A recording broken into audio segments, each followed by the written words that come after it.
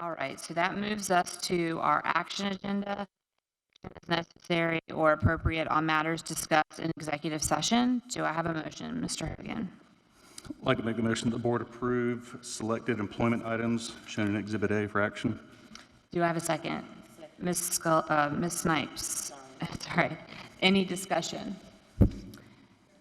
Seeing none, I'll call for the vote. All in favor? That motion carries 6-0. Do I have any more motions? Ms. Huddle? I move that we deny the request for a sewer line easement at Spring Hill High School. Do I have a second? Mr. Hogan? Second. Do I can't tell if you can hear me or not, so if I start yelling at the crowd, I'm sorry. It's cutting in and out. So we have a second. Do we have any discussion? All right, I'll call for the vote. All in favor of Ms. Huddle's motion? That's 6-0. That motion carries 6-0. And I believe that's everything on executive session. Like I said, we are going to return back into executive session to discuss 2 items on that agenda. That moves us to the, item 13, the Office of Federal and State Accountability Waiver Form under Exhibit E. Dr. Ross, do you want to start with that before motion? Yes, thank you, Madam Chairman of the Board. At this time, we'll turn it over to Dr. Holden to present the waiver. Yes, as part of our strategic planning process, occasionally the district may submit a waiver to request flexibility on a state regulation when that regulation may interfere with the district's ability to accomplish its 5-year strategic plan. State Regulation 43205, specifically the section that addresses teacher workload at the high school level, outlines the fact that teachers should not teach more than 1,500 minutes or more than 4 core content area preps, and the district is requesting a waiver to that regulation in order to meet the student achievement needs of our students. The process for that, which I can speak to, is that we bring that waiver before the board to request your approval, and then if we receive that approval, we submit it to the South Carolina Department of Education, who ultimately have a process they work through to approve or deny such waivers. If there are questions about that process, I'm happy to answer those. If there are questions about the need that led us to that waiver or the historical practices in the district in terms of how that works or how teachers are compensated that, I'll defer those to Dr. Turner and the Human Resources team. For this time, I'll turn it back over to Dr. Ross and the board for any questions that we have. So we would seek approval for the Office of Accountability waiver request.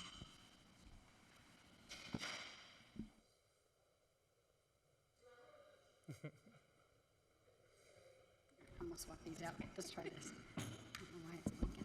It's okay. It's mad at me. Let's try that. Mr. Hogan, you have a motion? Yeah, I'd like to make a motion for the board to approve the Office of Federal and State Accountability waiver form shown in Exhibit E.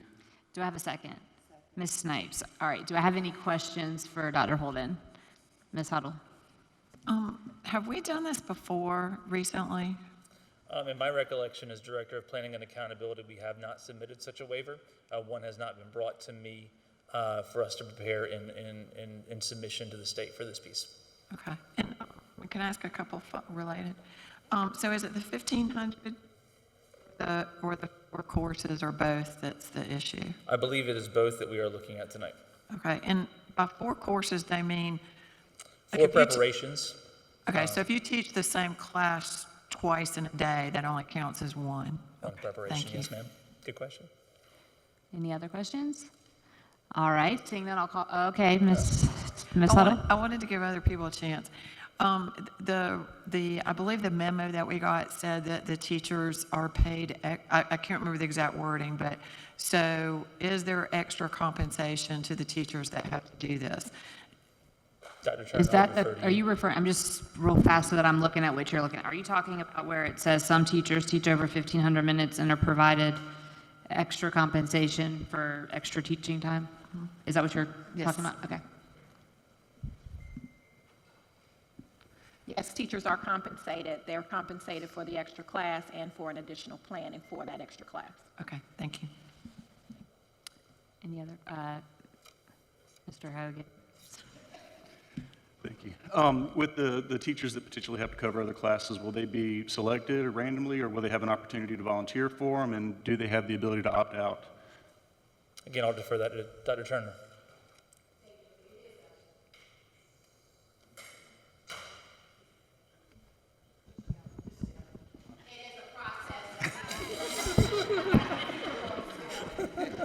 We do engage with teachers. What we're finding, a few of these are for medical leaves of teachers who are sick, and you'll find people within the department. They want to provide support to that teacher's classrooms. So it is something that we engage in a process to ensure that it's something that the teachers are willing to assist with. It is a conversation that we have, yes. Okay. So this would be something that would circumnavigate a position a sub could fill. This would be for more long-term planning if we need a permanent placement. Yes, sir. Right now, we are using this for 2 vacancies. One of those vacancies, we have a candidate, a December graduate. She'll be starting in January, so this is to hold us until January.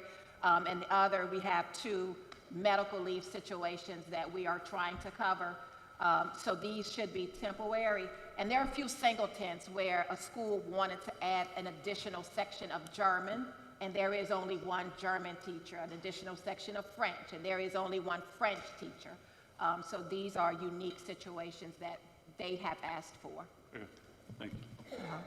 Mr. Scully?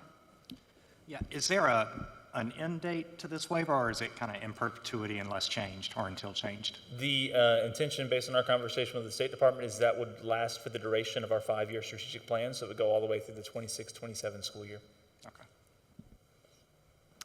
All right, any other questions? Seeing none, I will call for the vote on the table. All in favor of Mr. Hogan's motion? All right, that motion carries 6-0. Thank you, Dr. Holden, not Mr. Holden, sorry.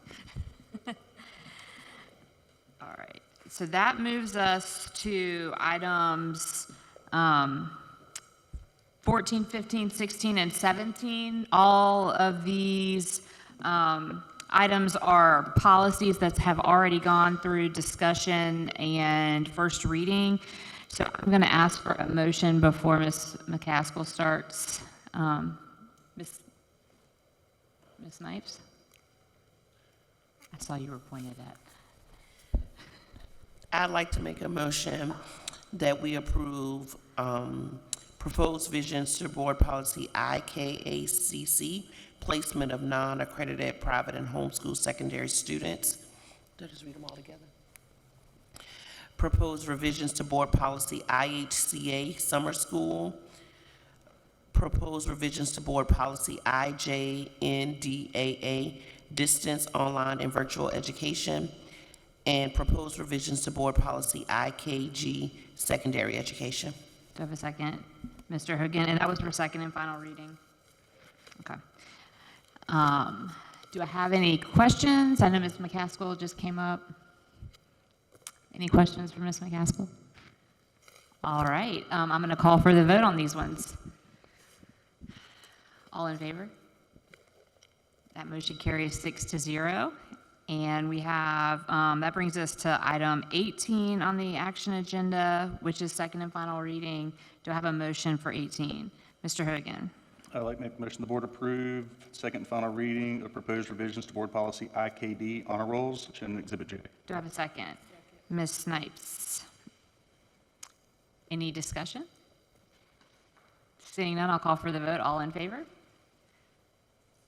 And that motion carries 6-0. Thank you. Thank you very much. That brings us to the discussion agenda, the McMillan, Pasden, and Smith population and enrollment forecast for 2023 and 2024 through 2032 to 33, Exhibit K. Dr. Ross. Madam Chair, members of the board and our community, Dave Wiseman will come forth with our presentation from McMillan, Pasden, and Smith. Good evening, Madam Chairman, members of the board, Dr. Ross, and the community. I'd like to introduce you to Ben Thompson.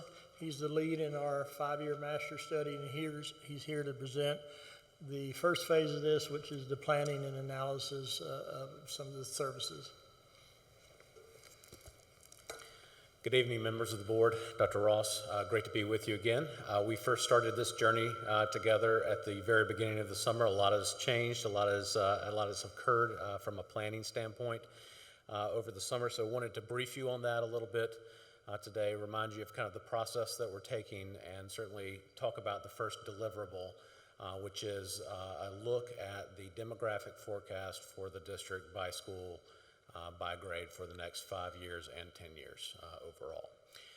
So if you'll recall, what we really look at, I'm an architect by training, I'm also an educational planner by training as well, and what we really look at from a long-term standpoint are the effects of your portfolio of a building, meaning their conditions, as well as how you use those campuses day in and day out. Then we also look at how they might change over time. Obviously, with any kind of demographic forecast, projection, or trend, it is an imperfect science. However, it is based on analysis and it is based on information that we know at the time. So we'll get into that. But it is really those 3 cores that we're talking about to help form the background and the analysis for what you need as a district, maybe what your plan could be long-term overall. We are and have completed, just as a report, we have completed all of the in-person visits to all of the schools. We did that throughout the summer.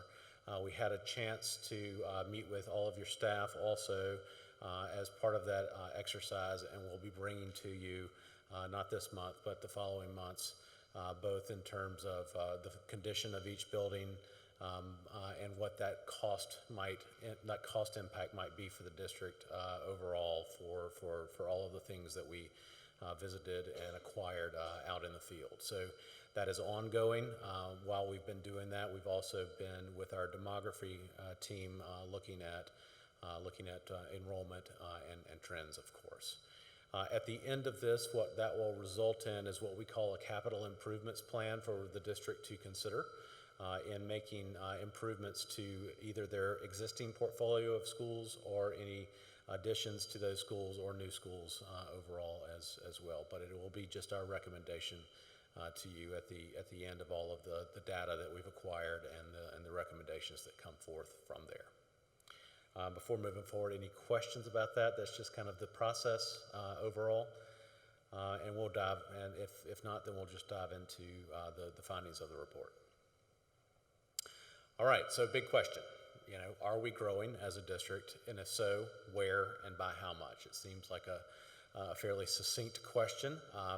And really what we've tried to do is dive deep into each one of your enrollment zones. Look at each one of your schools and look at them by grade and look at how they're configured currently and what they could be in the future. So Jerry McKibben is a demographer that's part of our team. Dr. McKibben, who could not be here tonight, unfortunately, has over 30 years of demographic trend experience and forecast experience. And while I'm not a demographer, he and I are paired together most of the time when we go look at these types of long-term plans. The reason is any kind of capital improvement plan would want to be fine-tuned to exactly what the school district needs overall over that long term. So looking at the trend of academics in addition to looking at the trends of demographics makes that plan more fine-tuned. The first thing in his reporting, I believe to you, would be the real difference between a projection and a forecast demographically. He speaks at length about that in his reporting. Projections just generally assume that things remain the same, whether they've been growing over the last 5 years or whether they've been declining over the last 5 years or just staying the same. It just assumes that all economic values, all population trends are continuing to do what they've done in the past. Whereas a forecast looks more specifically at the age and distribution of age within each one of your school zones and applies different metrics to that. Economic factors such as housing, affordability, all of those information about economics, how you're spending, how citizens are spending their money inside of each one of those zones. Those kind of factors are taken into really a forecast. And it really is important to make that distinction because, as he says, is predicting student enrollment really requires planners to look at the profile of these and the factors that might change enrollment projections from that baseline projection that you would see. So given that data, just a couple of features about the school district. This is for this school district specifically, the zone, the overall zone within the school district. To put it in context, you'll notice that we'll just go through the top on the left-hand side of the screen, the four large numbers there. To give you a context of South Carolina growth historically over the last 10 years, that's been about 7.3 in terms of population growth over that last 10 years. And really that total rate of growth, that's in the U.S., that total rate of growth in South Carolina, however, is 12%. So you can see while there might be some changes in U.S. growth population-wise, South Carolina overall, from a context standpoint, has really been growing and changing over that time of the last 10 years. The next number down is 13.79. That's Lexington, Richland 5. So that's the difference between not only the U.S. trend versus the South Carolina trend, that's your district trend. So pretty high growth pattern, which I know each one of you has experienced over time. And really what that turns into when you talk about a forecast is that same rate going to be present from the last 10 years into the next 10 years. So we'll go through his report, but what I want to tell you just kind of overall is that you are continuing to grow, or you're forecasted to continue to grow, but maybe at a different rate, and maybe not in the same places that you've grown previously. So you can see that 5.2% is the forecasted population growth overall in the district. And that was still a fairly healthy growth rate, but it might not be as fast or as have such a volume as you've experienced at least the last 10 years. When we look at population change, we start with the elementary school zones that you have overall within the school district right now, and usually we do that because they are the smallest zones within a school district. A middle school zone or an intermediate school zone or a high school zone tend to collect a larger geographic coverage. So starting with your elementary school zones really helps you to understand where you might be from a population standpoint first, growing, and then we'll talk a little bit about how that population translates into enrollment. What I did is take a look at all of those zones on the left-hand side, and that center column is really the growth rate in terms of population over the next 5 years. That's the window that I'm looking at. Further on the right-hand side is the 10-year look. I'm not discounting the 10-year look, but that crystal ball gets a little hazier the longer that you go in time. 5 years is easy for us to understand based on what's going on out there in the economic environment and in the enrollment and population environment. It gets a little cloudier through time. So that you can see from an elementary school zone, you have a lot of areas of growth, some of minor decline, and some of just staying the same. So really 4 stand out there from a population change, and you can see those remain pretty high. 10% in the Ballantyne zone, 9.5% in the Chapin zone, and then Harbison West and Lake Murray coming in at 4, and the highest one, Lake Murray, at 11.9% from a population growth standpoint. In Dr. McKibben's report that he provided, he goes over 9 main overall executive summary items for the school district. I won't focus on all of them, but to note just a few in this area. There are some obvious ones, which are kids leave for college at a pretty high rate here. That's not uncommon in large and growing school districts. So, and then secondly, that increases in the outflow migration is steady as you get older and move through time in that population trend as well. Not uncommon findings. The finding that he had here specifically was that the primary factor causing the district's enrollment to increase over the next 5 years is the slowing of the increase in empty nest households, the relatively high number of elderly housing units turning over, coupled with sustained rate of in-migration of young families. Now, what do all those words mean? You've got your population, your older population is exiting. You have new families coming in, and that is sustaining your growth kind of overall. So what that tells me, takeaway-wise, is that it's an attractive area of the state. You have features that are attractive for others that don't live here to really come into the area. So that's what he found as far as looking at his data as well. What he also found is that, you know, when you look at all grades, are you growing at all grades? What he found was in the next 10 years, the 12th grade or the high school classes will be the predominant growth areas for students within the district. You will have, takeaway-wise, you will have elementary school growth in some areas. Some will remain about stable or no change really, and some will slightly decrease over time. But what that tells you, if you roll that all up into a district, your elementary school your elementary school enrollment is slowly increasing after that 5-year mark as well.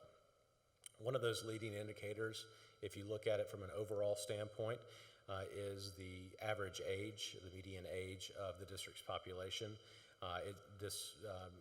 While I said you're slowing in growth, this should not surprise you as well, because the two are correlated, is that you have a slightly aging population with the folks that you have here in the district. So you're going from that 40.4-year-old median age to the 42.8 by the end of the study period, or in 10 years, kind of overall. So all in all, total district enrollment is really forecasted to increase by about 700 students, or 4%, in the next 5 years. That picture, as we look further out, that last statement on there, that really is change. It's a little hazier because it's further out in time, but the 5-year window is about 700 students overall. Pause there just a minute before we get into the rest of it. Any executive summary questions or comments? Yes, sir. Yeah, just real quickly, referring to the executive summary in the report, not on the slides, but on item 1 in the report, just to point out, there's a typo. Hancock Central Schools need to be deleted from that one. I made that change, yes, sir. And then in items 2 and 3, I'm kind of thinking this through, but where most in-migration occur from 0 to 9 and 25 to 44, and then in 3, local 18 to 24-year-old population continues to leave. Are you not double counting those because of that group 18 to 24 leaving? Obviously, assuming some of them are going to college. And then if a lot of the in-migration from 25 to 44, that would be a portion of those coming back, I would assume. Have you been able to, they're not being double counted in that projection, are they? No, they're actually being split in half. So those that stay by the information that he's collecting, because you can actually figure that out. Okay, so the you have census accounted data. for that, in Yes. other words? Yeah, you're just splitting it between those that leave and those that stay. Okay. Any other questions at this point?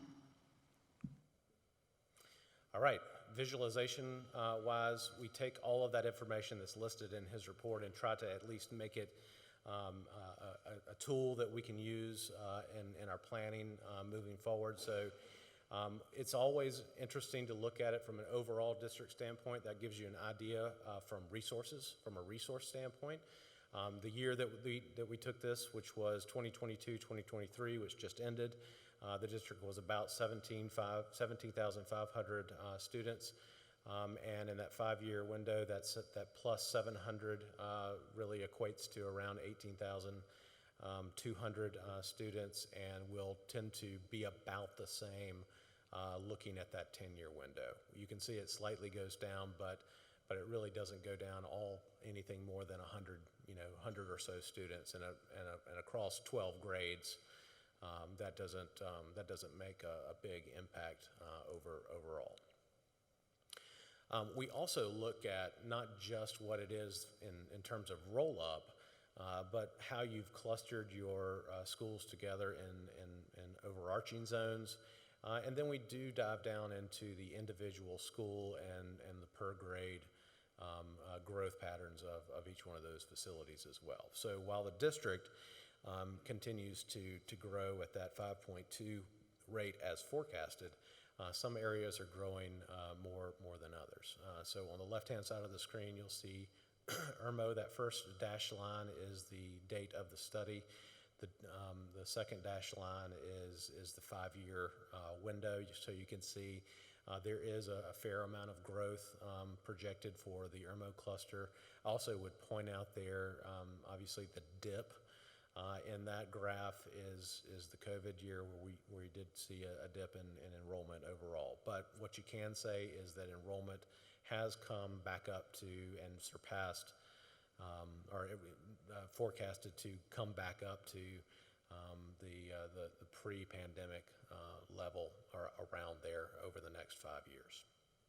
So while the IRMO cluster is growing at that rate, the Chapin cluster has a different growth pattern, but similar in that it is from 2022-23 to 2027-28, moving in the upward projection. Dutch Fork cluster changes a little bit in a downward trajectory, and you can see that there. We're talking about fairly small numbers there, so don't let that fool you. If you look at the lines, we're talking about maybe 100, 150 students around there in the Dutch Fork cluster. And remember, that's over 12 grades, so that doesn't necessarily impact you negatively overall if you see that kind of dip there. So we're going to try something. This is live. This is coming from the cloud, and our hope is that we can get you a copy of this as well. Is to look at and slice this information in multiple different ways. And the reason we do this is just to demonstrate as we move into, instead of the analysis of the data, the planning for what do you do about the data part of it. We want to make sure that everybody is aware at least where we are when we took the study. That's that red dot in the bottom graph there, and then what happened historically. That's the gray line in that graph, and then what is projected into the future for each one of those schools. So we'll show you how that sliced, and hopefully you can take a look at this and really dive into it as we start to begin the planning process together. So I'm going to ask my assistant tonight to click on a couple of those boxes just so that you can see demonstration-wise how this works. So if we look at, she's clicking the Lexington County schools, we can look at it from that standpoint. You can see if you'll hover over the red dot, it'll tell you how many students were in the Lexington area of the school district, and then we can go to that 5-year picture and our 5-year window, and then hover over that. You'll have to go up to the dot itself, and it'll tell you, exactly how many students we are forecasting that area grow by. Now, you can slice it by certainly county or area in that way, but if you'll click off of Lexington County and into Richland County, You can see both in terms of the schools and where the study again was taken, and then how you aggregate all of those together to see where those changes might be occurring. Now, again, we're rolling all of the cluster information, all of the cluster enrollment up, but on the right-hand and top of this screen, you'll see the growth rate forecast there. So not every school is the same. Obviously, you'll get things like Chapin Middle that's growing at an annual rate of 1.52%, which is fairly high. Or you'll get next one down, Dutch Fork Elementary School at essentially just maybe that's not a good example. Let's go to Dutch Fork High School. Essentially, pretty stable over the next 5 years and potentially continuing to decrease slightly over time. So that's by county. If you'll click off of Richland County for just a moment, and we'll go, you can do it obviously by cluster, which you saw the graphs for, and then by school, and then by grade. So you have the availability to really look at the different clusters and maybe go into Chapin Intermediate as an example and see that enrollment. Let it pop up here. Let you see kind of where it's located relative to the housing developments, of course, but then how that looks overall. Without going through every single one of these and having you guys actually kind of go do that yourself, I did want to just kind of explain all of the pieces of data that are in that report and how they're visualized so that you can begin to look at this on your own, form your own kind of questions and background about how enrollment might be changing, not necessarily growing, maybe staying the same or declining in areas, so that you could start to really take a look at this, how it might affect some areas as opposed to other areas overall. Anything specific that you would like to see out of this data, we can certainly fly to it real quick. Does anyone have anything? Ms. Huddle? I don't know that it's something you can show necessarily, but I thought the dip at Irma was really interesting, and we didn't see that in the other clusters. So, I mean, I don't know if you have that data to tell us why, or it's just really odd looking. Sure. Go to the Irma cluster. Yep, so if you look at the top right, that's the list of schools that we're forecasting in there. Irmo High, just like the findings of the report said for high schools overall, Irmo High is one of those high schools. It will continue to increase in enrollment.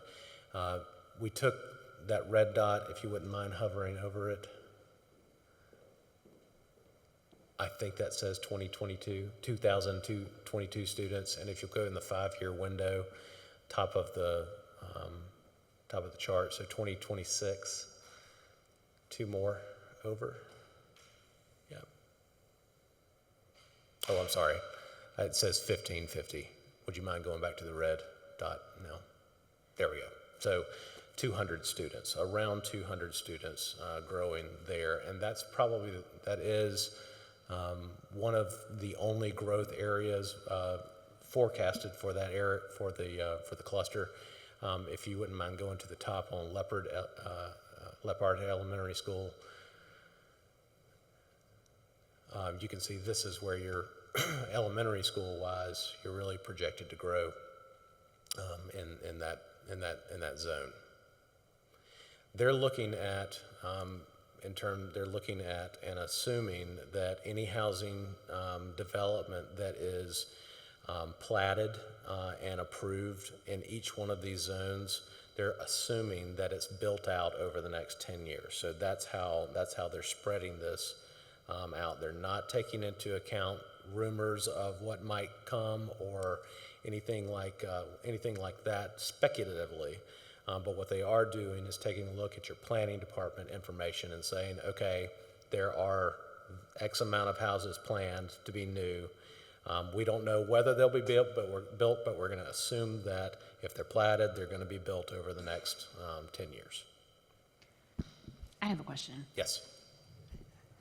This is like very complicated, so Yes. it may sound a little silly looking at it. I'm trying to, I'm asking a question as I think about it. So you're saying that if we're looking at Irmo High School between now and 2026, that there's not really going to be significant growth from now until then or thereafter? For Irmo High School? Uh-huh. No, what I'm showing in Irmo High School, 200 some odd students. And then it kind of starts to level out and go down? Yeah. So Okay, I guess that's what I'm trying to say. Sure, And, and the reason why I'm asking that is because we're getting ready to break ground on a brand-new Irmo High School, which is very sorely needed. And I would think that the numbers would adjust accordingly to that because it makes that school more student-friendly. So does that not play into this data? I know that might be subjective. It plays in how do you form a plan. So remember, think about it this way. Right now, we're looking at one factor analysis. So the only thing I'm really talking about is enrollment. I'm not talking about the conditions of schools or anything that you might change programmatically. What you're offering to students is what I mean by that. So all of those factors are still valid, and they're not subjective, but they do play a role in how you might put together a plan for any school, Irmo High in particular, in this example. What this is telling me enrollment-wise is that you will continue to increase in enrollment if you are rebuilding the high school, for instance. Now you might have a better idea of projecting what that final growth might be, because you're going to have at least availability for those students to be in classrooms in the next 5 years. Okay. One other point I wanted to make too, because it was a really good question, is I tend to put weight on the 5-year picture rather than weight on the 10-year picture, just because it gets hazier through time, things change. Any number of businesses can come or they can go, and really that drives your population and then thereby your enrollment too. So I really focus first and foremost as a priority on what that 5-year window is, and the demographer seems to think that will change a little bit through time past that 5-year window, not greatly as I'm looking at it, but in his forecast, he's saying in about 5 years, it'll be plus 200 or so from where it is right now. And then it just doesn't go anywhere really. It may go down. So I guess like the reason I'm asking this question is when I look at enrollment numbers and I see this and I already know like the conditions of our Irmo elementary schools, and I know we're building a new high school, and I fit in a lot of these demographics that you put in. I mean, with regards to like my family and when I look at District 5 and where I want to live. So we have a new high school coming, and we know the conditions of our elementary schools in Irmo are, and I know this isn't conditions, but they're poor and they need a lot of work. And that's something that we've all as a board been talking about, is making sure that we have schools in our Irmo cluster and in all of our clusters that are desirable and safe and provide the best learning environment for our students. So I'm literally thinking out loud. This is ask Dr. Holden. I do this when it comes to this information. But when I look at this and I think about the fact that we have all of these schools in Irmo that really need either complete rebuilds or major renovations, you would think that families would want to come to this area and put their kids in elementary schools, and we're changing the way that our structure is to go to the intermediate or to remove the intermediate to the middle school. So elementary, middle, high. I guess I'm having a hard time believing this. Okay. Does that make I'm not being sold on this, because if the goal is to make sure that we have great schools in Irmo and we're going to rebuild the schools, how does any of that play into this enrollment data? Because what I don't want to do is in 5 years, this information not be accurate. Mm-hmm. And we have to be able to convince ourselves to sell our public to support our district, Sure. to make sure we have elementary schools. And so this is throwing me a little bit, and I may be reading it wrong, and I will have a tutor out to explain some of this that we have in-house. But I just want to throw that out there and gauge your response on that. Sure. And if it's a stupid question, I'm sorry. Not a stupid question at all. And I think a valid point is, how do we judge whether this is anywhere remotely right? And the answer is, in subsequent years, this is part of the service that we're doing with you guys, is in subsequent years, we go back and validate this for you. It's not a one-time thing. You pay for it once, of course, but we go back every single years after your 45-day enrollment time period and say, all right, did the demographer goes and says, did we hit the mark per grade, per school, per cluster, and for the district? So he continuously, over the next several years, will adjust that up or down.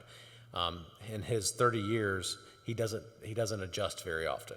I mean, you can't get it to the very single student usually, but he's more right than he is wrong in his history of doing these things kind of overall. But that does not negate us going through, and I believe I've also already been sent preliminary numbers for this count for this fiscal year. So it'll be, the first test is going to be looking at your 45-day numbers and saying, okay, well, did we hit the mark or did we not hit the mark? And if we didn't, why? So give me about 30 days and I'll tell you whether we hit the mark or not. The other thing I would say is it's not subjective in terms of how you're looking at demography, because remember, it's not just affected by what I talked about in the beginning. It's not just affected by how things have happened before. It's affected by other things that would modify that. Age being an easy kind of example there. If you have a slightly aging population in any of your zones, obviously that age, that median age is going to make a difference as far as how old those median students might be. So when you see those elementary school enrollments change versus where you might have expected them, it may have to also do with somewhat aging within that zone. Natural aging, those might be the middle schools or the intermediate school students that are going to that next level, or they might be, in this case, the high schools, kind of overall. I don't know if that answered your question, but when I think about it from a subjective standpoint, yes, is that 10-year window a little subjective? Yes, it's based on the demographer's belief in the data that he's collected and the economic trends that he knows right now. But in that 5-year window, he's really basing that on what you have done, of course, from a projection standpoint, what the economy is saying in terms of jobs and buying pattern, and then how the age of the citizens within that zone is planned. It has changed over time, or is forecasted to change over time as well. Anyone else? We go with Mr. Scully and then Mr. Satterfield. Yeah, just to kind of recap, make sure I understand what you were saying, is Yep. the data behind this study is not, and this gets into Ms. Hines' question. Kevin, can you speak into the microphone? The data behind this study is based on or tied to the projected resident populations within each zone. It's not based on enrollment data projected by potential programmatic offerings in the future, correct? Right. We want to give you a baseline first before you modify anything. So this is that baseline. Okay. Then how much of the increase or decrease between the clusters are related or projected to come from like intra-cluster or intra-district relocations, people moving from Irmo, for example, to Chapin? How much of those where we have the same students versus those coming from outside the district into the district for the first time? That is a little bit more complicated. That's not something I can just show up on the screen. I'd have to dig through the information to designate what is new coming into the district versus what is matriculating into different zones. What I can do is look at it, if you wouldn't mind hitting Irmo cluster one last time to kind of clear the box. All right, so we can say in a combination of what you're asking to divide, in combination, it is by grade. So you can say, okay, well, you know, if we're expecting, generally, if you're expecting higher growth, you'll see elementary schools grow first through time, and then those students that are in elementary schools will matriculate to middle, intermediate, high school, so on and so forth. But so when we look at here, if you'll go to just grade K or 1 as an example. So if we're looking at the first grade, this is obviously a combination of your existing first graders and any then forecasted first graders to come into the district over time. In the upper right-hand corner, you can see the different areas in which that may be increasing or decreasing. So again, Leppart Elementary School, which we've seen previously, 0.75% growth rate year over year. You can see the first graders,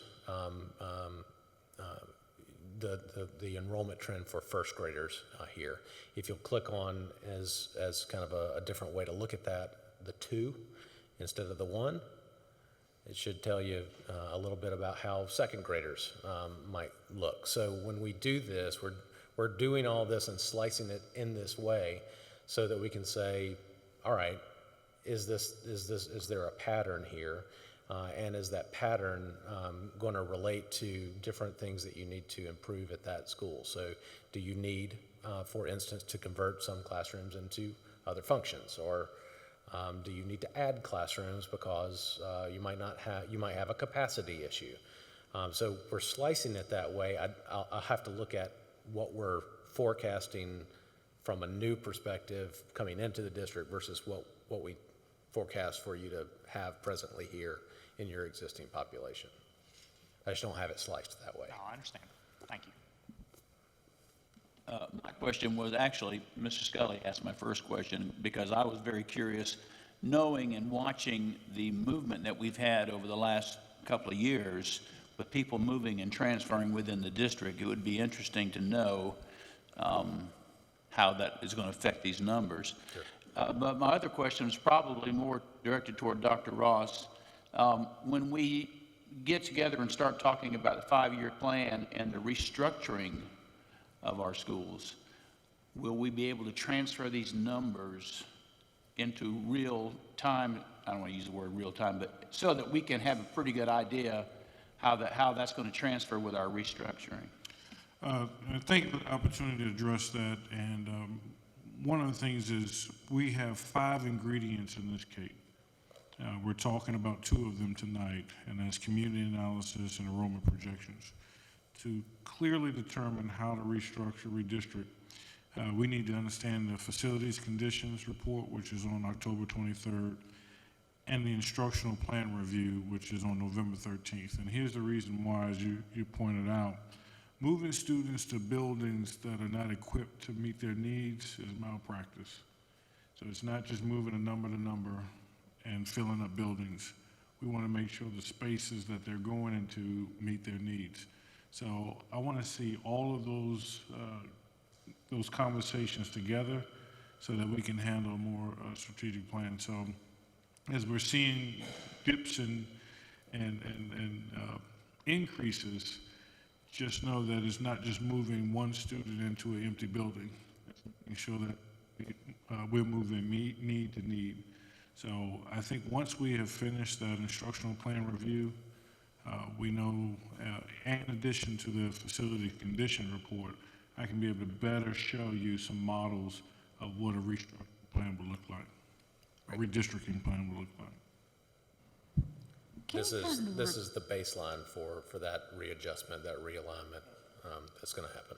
Can you repeat like the first line of what you just said about moving student to building without the need is malpractice? is malpractice. Moving a student to a building that does not meet their need is educational malpractice. And that is, for instance, not every student has the same needs. And so we have buildings that are equipped for certain programmatic needs, especially special education. Moving them into a space that does not have what they need because there's an empty classroom, we have to build that up to meet those particular needs. So is that, Here's an is that example. something that we're looking at when we talk about the fact, like talking about moving, trying to accelerate the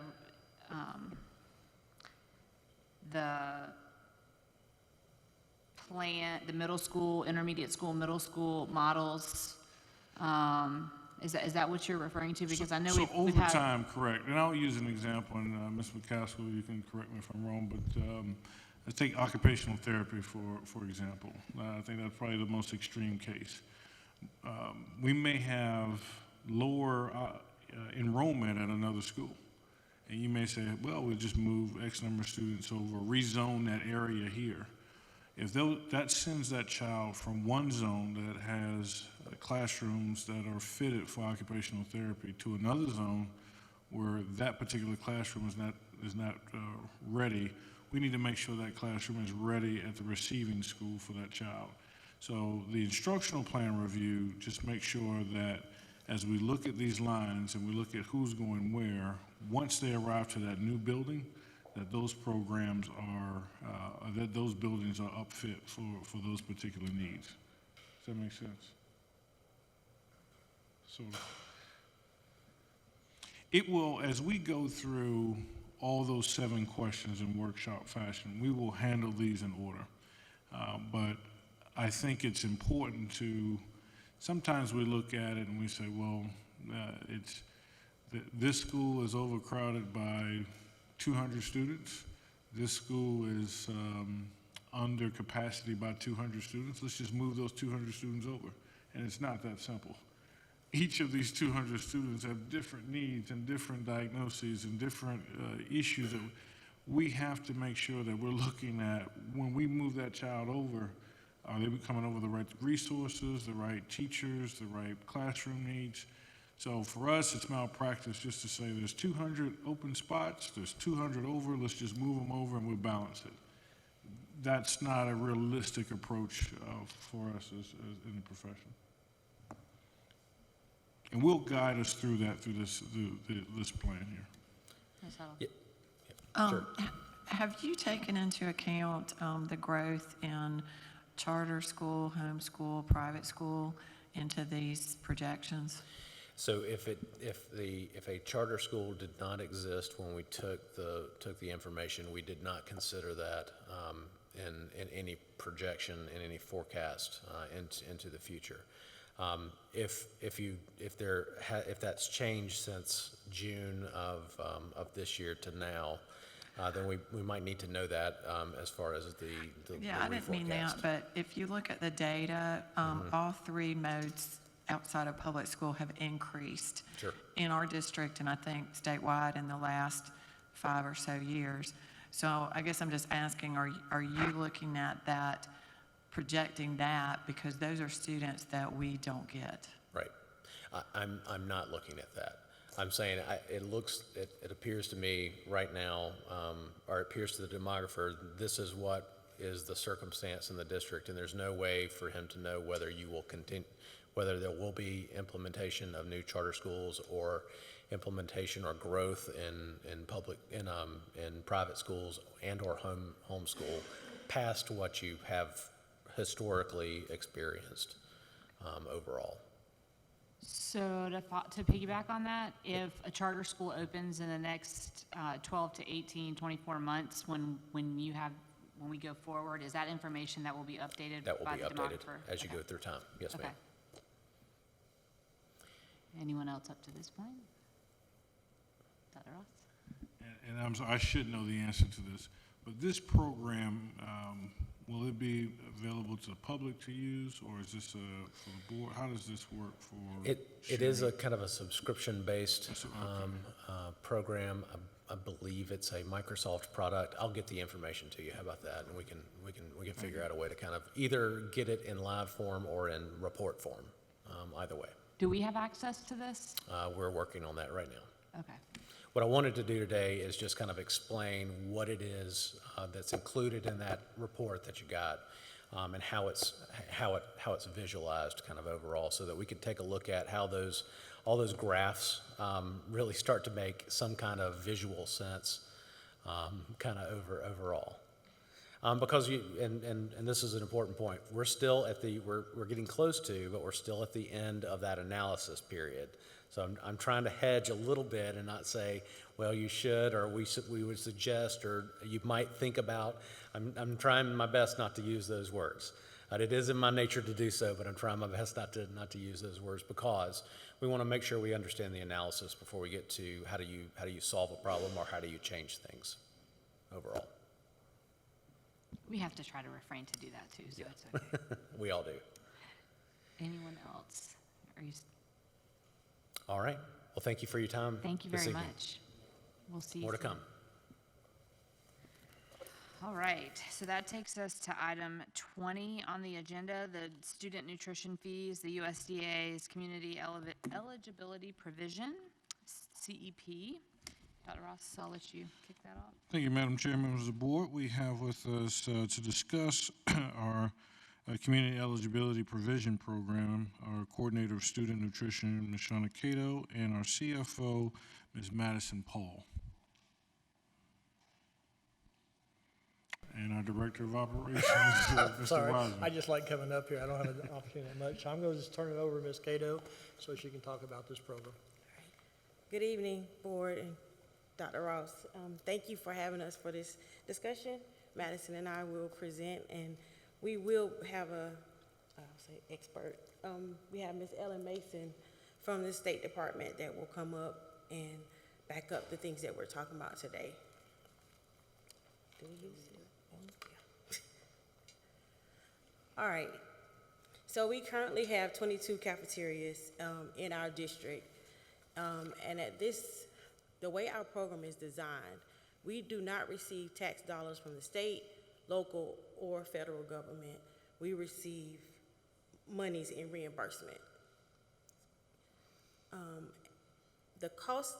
The money that we receive, we have to take care of all of our costs: personnel, labor, equipment repairs, and all administrative costs. So everything we do, to include food and supplies, of course, everything we do to feed students, we pay for with those funds that come from the USDA. So USDA is our governing body for all our meal programs, and they provide that reimbursement. Again, like I said, that is not tax dollars, it's straight from USDA. Currently, we have 11 schools that became eligible this school year for CEP. This is a provision that allows us to provide free meals to students in those schools. The recommended identified student percentage, which we refer to as the ISP, is 40% or higher, and this allows us to remain fiscal responsibility. And I just wanted to go over the FY23 actual revenue and expenditures. I do want to make a note that these are unaudited at this time. So on the left-hand side of your screen, you'll see the revenue versus our expenditures on the right-hand side. So for revenue-wise, we mainly receive revenue from paid sales for breakfast, lunch, and then we also receive the biggest chunk is from breakfast and lunch reimbursement from the USDA, as Ms. Cato mentioned. So here you'll notice that a significant portion is definitely from the reimbursement. We also have some other items in here, like special sales to people. That's more of like your canteen type items. We have some adult meal sales as well. We also offer catering. We did in the past fiscal year have the D5 snack program. This was the program that y'all approved as a board to be funded through the general fund. And this allowed students in all schools to receive snacks once a day. This program is not, was not chosen to continue into the new school year, so you will see a decrease in the revenue, but also the offset in the expense as well in the new fiscal year. There also is a separate plan reimbursement for some of those after-school programs. We were lucky to receive about $531,000 in one-time supply chain grants, so this was due to COVID-19, and so we did receive that in this last fiscal year. So overall total revenue received was about $10,700,000. Looking at the expenditure side, of course, our two main biggest pieces here are personnel and our supplies. Under supplies, of course, is our food and commodities. And then we have a few other kind of miscellaneous items as repairs, maintenance, and equipment. So overall total expenditures were about $10,737,000, which creates a deficit of about $42,000. So again, this is unaudited. This is what we're looking at this point in time without our auditors coming in.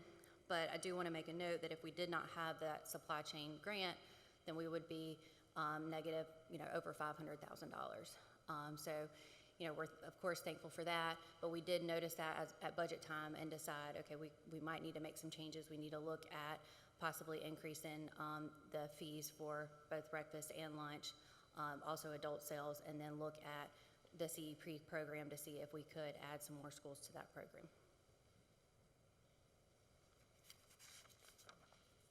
So on this slide, we show what the current meal prices are for the district, along with the cost that we're allowed to charge for reduced meals. So we cannot increase the cost for reduced meals to families. The federal government sets that amount, and we can't mess with that. These reimbursements are determined annually by the federal government. So these numbers that you see at the bottom, they will go up annually depending on what the federal government tells us that we can get back for serving meals. So one of the things I want to help you to understand is we actually feed kids before we get the money that we paid out. So we don't have money up front to feed them. It's on a reimbursement. So it's based on the number of meals that we serve, not enrollment. There's not a flat rate across a district. So that number fluctuates each month because, like us, we decide what we want to eat, and students do too. So it's based on that number of students that come through our serving line to eat each month. You skipped one. Oh. Did it get out of, oh, there it is, sorry. Okay. On this slide, we wanted to show what it looked like for our CEP schools as far as the participation in each category, which is the free students, our reduced students, and our full-paying students. So as you see, those numbers across the board, it ranges about 60% of those students in those categories. For our non-CEP schools, we see those numbers are a little bit different. You got 53% of our free students in those non-CEPs, the other 11 schools that are not CEP. 44% of those students participate. And then for our full paying, we're looking at about 32% of those students that have to pay meal that participate in our program. You got a question? Yeah, I think I know what you're going to ask. Okay. So these are not going to add up to 100. So what we're looking at is each category. So of free at the CEP schools, of the 100% of the students that are eligible for free meals, 63% of them actually eat at the school. Of the students students that are full pay, 65% of them actually eat at the school. So that we're looking at each category individually. So you're not going to go across and add them up to 100. We're looking at each category to see how much of that category of students actually eats. Yes, ma'am. Just so I'm following you, when you say CEP school, are you saying that 100% of the students at a CEP school, 100% of the students are eligible because they are over that 40%? Okay, I'm just trying to follow what you mean by CEP school and non-CEP school. Okay. And does that make sense? Yes, ma'am. Okay, Yeah. sorry. So I think it's important to note, so just because you're a CEP school doesn't mean that 100% of your students, yes, they all get free lunch, but they're not all eligible based on these categories. So you could still have categories of students that are at a full CEP school, but if they weren't at that CEP school, they would pay for their lunch, or they would have a reduced fee, or they might be free. So you can still divide those into categories. So that's why we have that here. So even though CEP schools is 100% free for everyone, the categories of students still exist, and we have the record of So that. you're saying at a CEP school where 100% of the students are able to receive free lunch, the ones that would not be eligible based off of their income level, 65% of those participate in free lunch. Yes. At a school where a student would not be eligible because the entire school is not free lunch, the full-pay student, only 32% utilize free lunch. Correct, it's almost double. Okay, I'm just making sure I'm following. No, not free lunch, but lunch in general. Lunch in general, lunch, Yes. they're, like, only 32% are Eat at willing to school. pay for their lunch. Yes, correct. Okay. Yeah, so there's a pretty significant, sorry, I know it's confusing, but there's a pretty significant growth, you know, definitely on the full pay side. You do see a slight growth and, of course, reduced and free as well, but the most significant growth is on that pay side, almost a double in the amount of students that actually participate once the school is fully CEP and free lunch and breakfast. I can do this. So we also wanted to talk about, okay, you know, if we did go full CEP throughout the district, you know, what could that look like? So there was a lot of really variable factors here. You know, we just have to give you that caveat. You know, we saw in the last slide, chances are when the school is entirely free breakfast or lunch, the participation goes up for those students who were not participating before, those students who were bringing their lunch or their breakfast. Chances are, we've seen it, the participation rate doubles. So that's one factor we have to think about. We also have to think about, okay, well, based on that, the amount of supplies, what you have to buy is going to go up because you have more kids eating, you have to buy more food, you have to buy more commodities. That also could affect your personnel. Okay, well, now we have to hire more people to be able to so there's a lot of variable pieces here. So what we did in order to just really try to look at one point in time, we try to look at, okay, what is the maximum potential deficit? Because that's really what we felt comfortable that we could define. So this first part, you'll see that the maximum estimated cost based on student population. So this is all non-CEP schools, and this is looking at, okay, how much does it cost per student for breakfast and lunch if every single student that paid right now, that wasn't eligible for free, wasn't eligible for reduced lunch, they are fully paid students if they ate every day. So we know that's probably not going to happen based on the data. We know roughly 65%, and, you know, with reduced, it's, I can't remember, you know, with reduced, it was 66% at the CEP. But, you know, so again, we're trying, shot in the dark here a little bit, but if every single student that would not be eligible started eating lunch and breakfast, so that's where we have this cost, that's our total cost, that's the maximum cost that it would cost us. But we do get reimbursed for that. So we showed you on a previous slide, we do get some reimbursement for both breakfast and lunch. Of course, the rate is significantly less if they are a fully paid student. So again, from a previous slide, breakfast is at 38 cents per student, and lunch was at 48 cents per student. So that's what we've shown here. So we've shown, okay, we do get a reimbursement from the USDA. That's roughly $1 million. So between the 7.4 and the $1 million, we're looking at again, maximum potential deficit of 6.3 million. As I mentioned before, there's a lot of variable factors in here, but even if we did cut that in half and say, okay, well, we know 100% of students aren't really going to eat lunch in the cafeteria, they're not really going to eat breakfast, we're still looking at $3 million deficit, and, you know, at that point, you know, where does that money be made up? You know, where does that come from? There's not another federal funding source that we can look to try to come up with that funding. That would have to come from a different source within the district. Okay, on this slide, we're gonna talk about CEP, which is known as community eligibility. And forgive me if I didn't explain that earlier. Sorry. It's jumping around a little bit. Yeah, uh-oh. All right, so like I said, we evaluate the possibility of offering this to all schools, and we do that April 1st of each year. We're required to pull those numbers and look at it. We look at students that are categorized as identified to receive benefits, and you see at the bottom, they can be SNAP, they'll get benefits from FD, PIR, TANF, Migrant, Head Start. So they are categorized as free from another source, or free reduced, you know, through another source that the State Department and DSS send to us. And we look at 40%, at least a mark of 40% And this is where I'm gonna pull Ellen to kind of chime in on that 40%. So that's understood why we look at that 40% as a baseline to categorize those schools. You can go right here.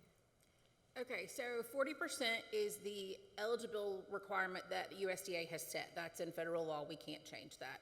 We have found throughout the years of having CEP in South Carolina, it started in 2014, 2015 school year, that we find financial viability where I feel comfortable standing up in front of a school board and saying the general fund will not have to help food service at closer to 50%.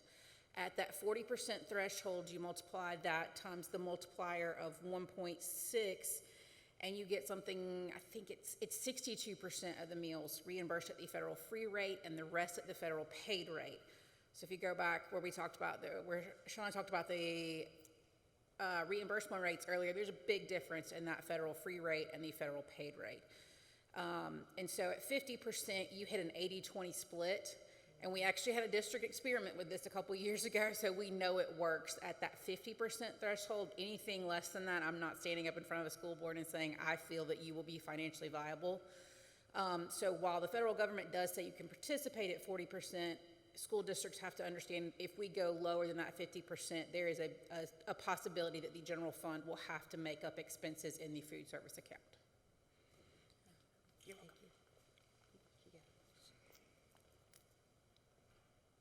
I think you kind of already went over this Yeah. with Ellen, but, Yeah. you know, that's really kind of ends our presentation, but we'll be glad to answer any questions. Okay, I saw Mr. Scully with a hand up, so I told him to just wait. Yeah, Ms. Paul, this Yes. more for you. I guess from a budgetary impact for this type of program, what does that look like? Do we still have to fully budget for the expense, for the full expense, and then we see the revenue come in, and then it's kind of, that's how it washes out in the net income or loss or whatever at the end, but we still, from a budgetary line item, we still have to prepare and plan and expense the entire cost, right? Well, we do. I mean, we budget for the entire expenditure, of course, but we also, on the flip side of that, we do budget for the reimbursement percentage that we would get, and we also budget for the paid rate as well. So, you know, we always do a balanced budget with that as well, similar to what we do with the general fund. So, you know, Shauna and I worked on that together this year, and we break it down by schools as well. But, you know, from an expenditure standpoint, the expenditures aren't really going to change. It's more of what you get back that's going to change. So we do, you know, we have seen over the past, we went back 5 years to look at just the trends and the cost of supplies and food especially. I mean, it is, everybody knows it's gone up exorbitantly. So, you know, that's what we've seen over the last 5 years. We were lucky for 2 years. I don't know if lucky is the right word, but, you know, for 2 years during COVID, we did get 100% reimbursement. So for 2 years, every school in the nation, every school in the nation got 100% reimbursed at the free rate. So, you know, that $4.33 that we saw on our earlier slide, that's what we got for every child that ate breakfast or every child that ate lunch. You know, breakfast is a slightly lower amount, but, you know, we all saw that. We're not seeing that anymore. So at this point, you know, we kind of we're to that point of, all right, well, what do we do now? So we don't have that cushion. We don't have that anymore. We've got to make some adjustments on our own. Okay. What's the timing of the reimbursement? When does that come in? Monthly. It comes in, so we have to put in our claims for the meals by the 10th of the month, and we get it within. Typically get it within that following month. So it's a monthly? Okay. Yes, monthly. All right, thank you. Ms. Tuttle? I want to go back to the 40% and the 1.6. So if I understand it right, and the spreadsheet that's on the SCDOE's website, we're at 42.12.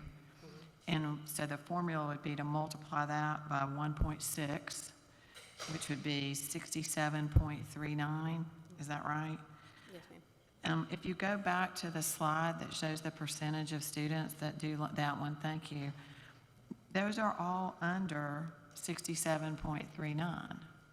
So wouldn't we be better off doing the CEP for all our schools? Yeah, I don't understand the question. No, you're comparing two different things that aren't the same thing. The 62.39 2.39 you said, that would be what you would be reimbursed from the federal government at the free rate. Subtract that from 100 and you would get the rest at the paid rate. You would get no money from families for paid meals or reduced meals.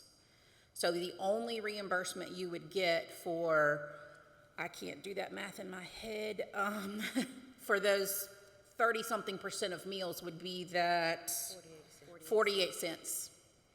And with food costs where we sit right now, 30 some odd plus percentage at 48 cents a meal is just not financially viable. I guess it's very hard to sit here and do all this math. Okay, I so mean, if you serve under the traditional meals, every kid has their own status. She may be free, I may reduce, she may be paid. If she's paid, she's also bringing me $3.50 for lunch, plus I'm getting that 40 cents. If we go CEP at those schools, out of 100 meals, you would get 63 of those meals reimbursed at that $4.33, sorry. You would then get 30 whatever percent that is reimbursed at 40 cents per meal. And you would get no money from any family or any outside other than that. So the percentage that you get after multiplying by 1.6 is not the percentage of children that get a meal. It's the No. percentage of the meals that It's percentage of the meals that are reimbursed from the federal government.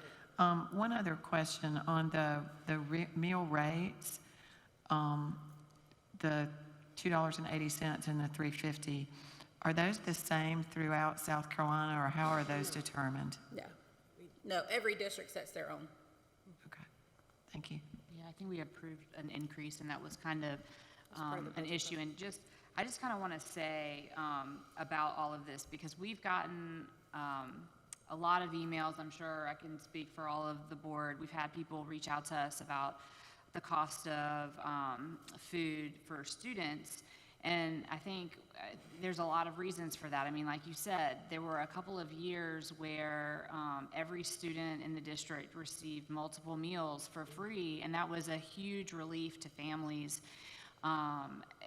Every family in the district, and we didn't have to absorb any of those costs, and it was very beneficial to our students. And a couple of things have happened, that those funds have expired, and we've gotten a new system. I've told Dr. Ross this. We've gotten a new system where you put money into an account to pay for meals for your students, and when you go onto that system, it identifies the schools where it's entirely CEP schools where students don't have to pay for lunch. So now, and people are paying attention to their wallets, and we did increase the cost of food because the cost of food keeps going up, and we notice that. And one of the things that a lot of folks haven't, and myself included, you don't really think about where the money comes from with free lunch. So you think that it's coming from tax dollars or your general budget, and it doesn't come from local or state taxes at all. And I'm saying this just to try to clarify that to the community that keeps asking about that. And, that's a concern. I mean, it's a burden on, I think, every family in the district, the cost of food, whether it's in the cafeteria or it's at home, going to the grocery store and providing a lunch. The reason I am saying that is because there was and you may be able to speak to this a little bit more, but back in the spring, the governor signed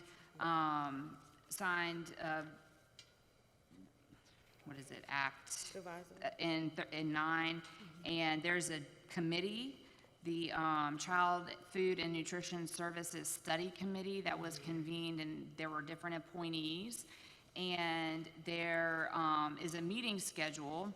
They met for the first time on August 29th.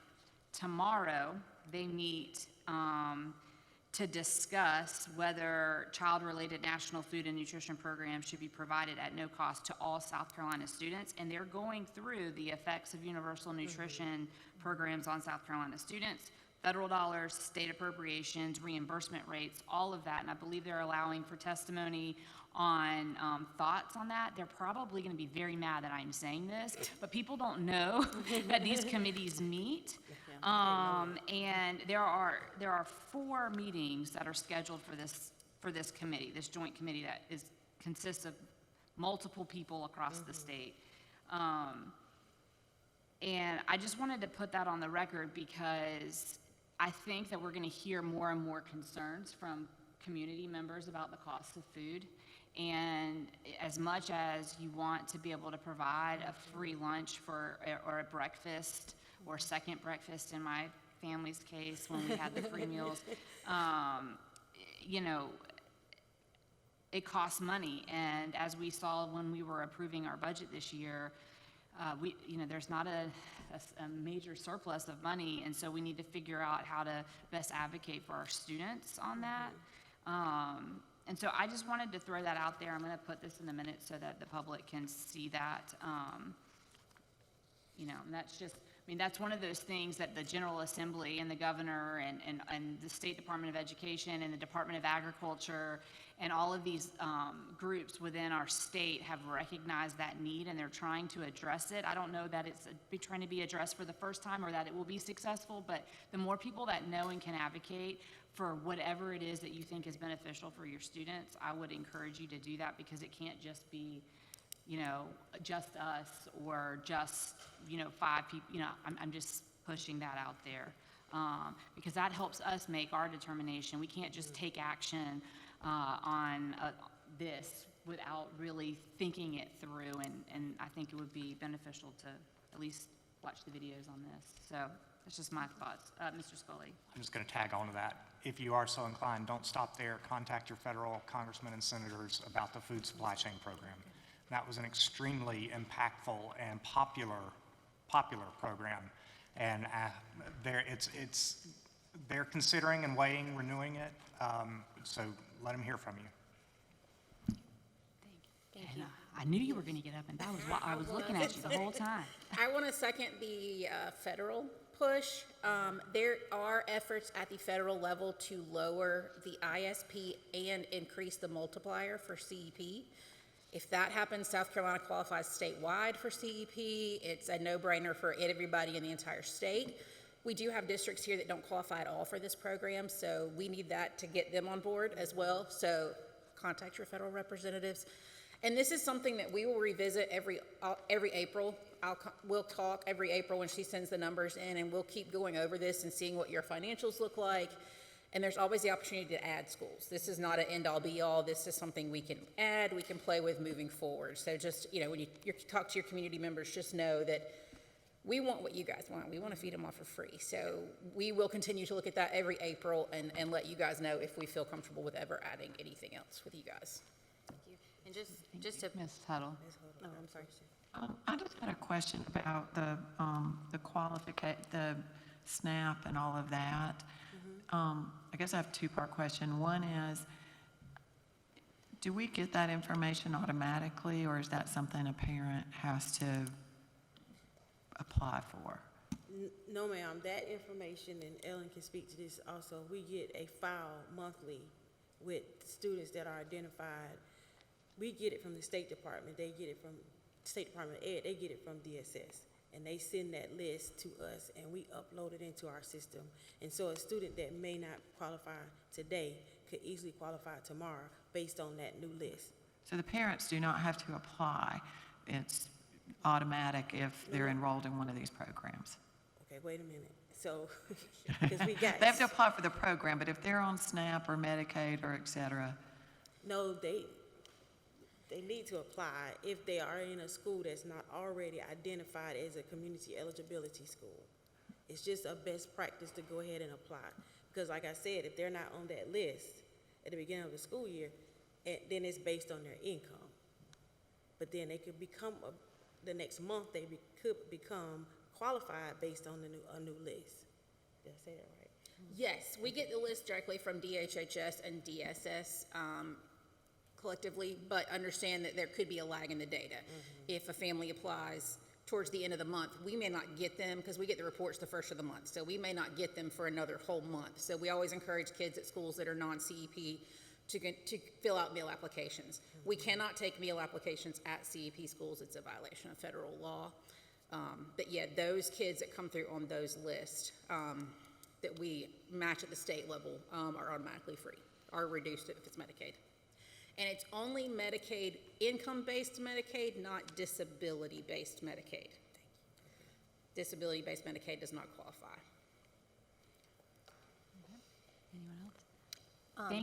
Sorry, I just thought I do think it's important to note, like, as we talk about adding more schools, so we look back at historical, so back in 2018, so before the pandemic, we had 4 schools that were under this provision. Last year, we added 3 more, so we were up to 7. This year, we added 4 more, we're up to 11. So, you know, as she mentioned, each year, they evaluate this and work to try to add more schools as it's feasible. Thank you. Thank you very much for that information. We appreciate it. And thank you for coming and speaking from the State Department. Thank you. Mr. Hogan? I'd like to make the motion that the board adjourn to executive session. Do you have a second? Ms. Snipes? Do I got a second? All right. All in favor to adjourn into executive session? Did you vote? 6. Okay, I'm going to say 6 to 0. We will adjourn into executive session, and we will return briefly when it concludes.